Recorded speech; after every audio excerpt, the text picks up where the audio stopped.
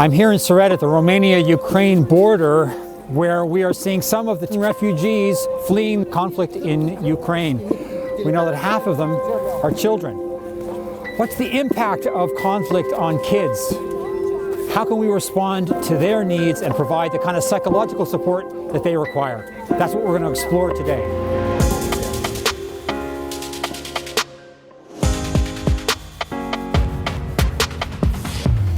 Well, emergency psychology, that's complicated, but maybe to resume it to you a little bit, it's like specific intervention, trying to normalize normal reactions in an abnormal situation.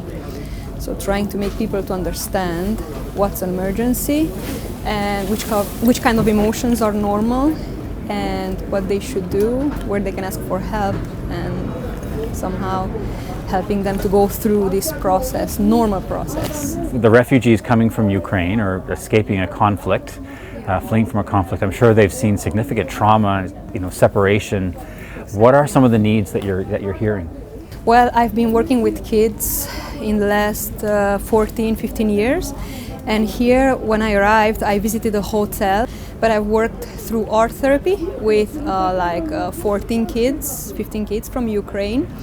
And we draw a little bit about what they're feeling, how do they see the whole situation, and they told me how they lived all this war in Ukraine.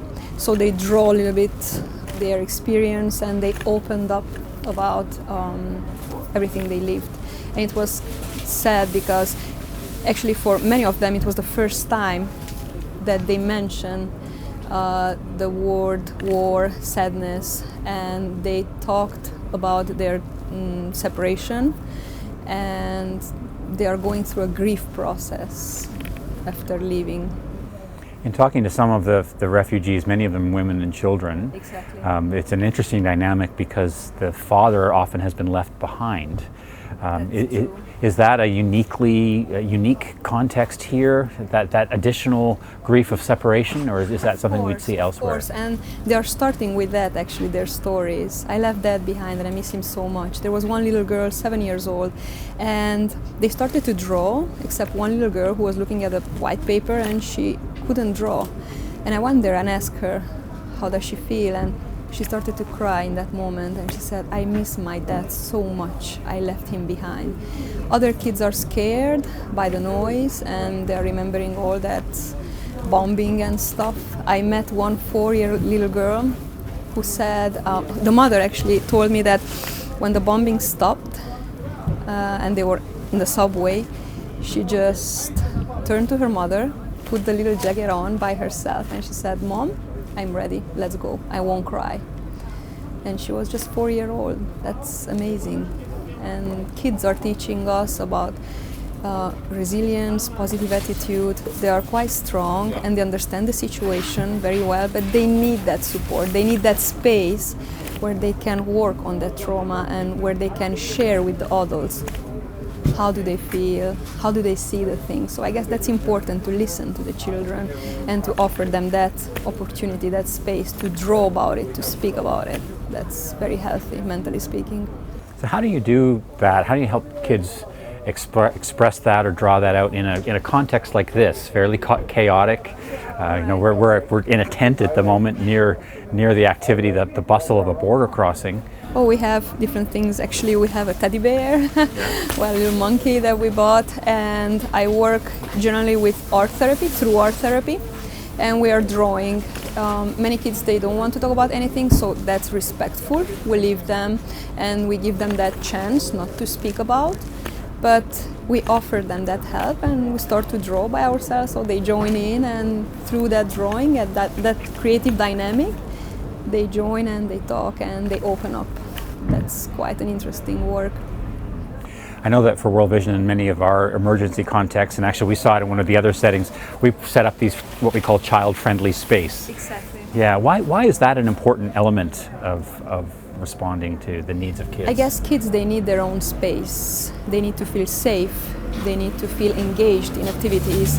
and they need to go back to their old routine, they need to learn. So I guess that's very important, to offer them a separate space in order for them to feel that they belong somewhere and they have their own corner where they can speak about, they can interact with the rest of the children, and I guess that's very important.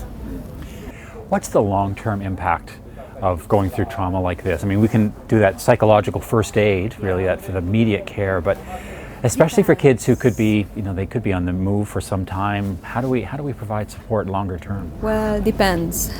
Look, one of my colleagues said that emergency psychologists wear the pillow that protects the glass while it's falling. So we are trying to protect that impact. We're trying to make sense out of it and to prevent further post-traumatic stress disorder. Maybe you refer yourself to that. And we're trying to reorder that information and to support at an early stage and to prevent such traumas. So I guess that's important. That's my job, to prevent, to listen, to observe, to offer, and to normalize those strong emotions in order to avoid further mental health problems. So with that immediate response, then they have a better likelihood of being able to process those difficult emotions longer term. You have to help, in general, people in general, to process that information and to put some order, let's say. And that's normalizing emotions, to name them, to recognize them, and to talk about it.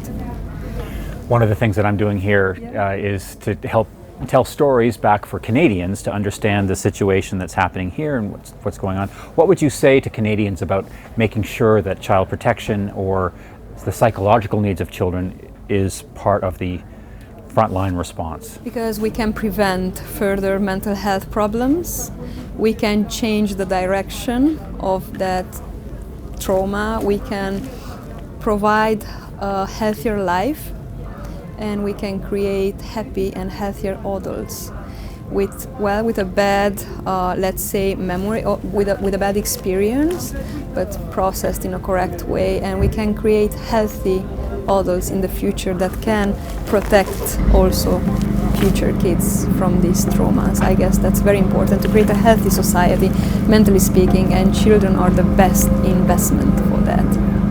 Melinda, thanks for talking with us. Yeah, appreciate that. Thanks.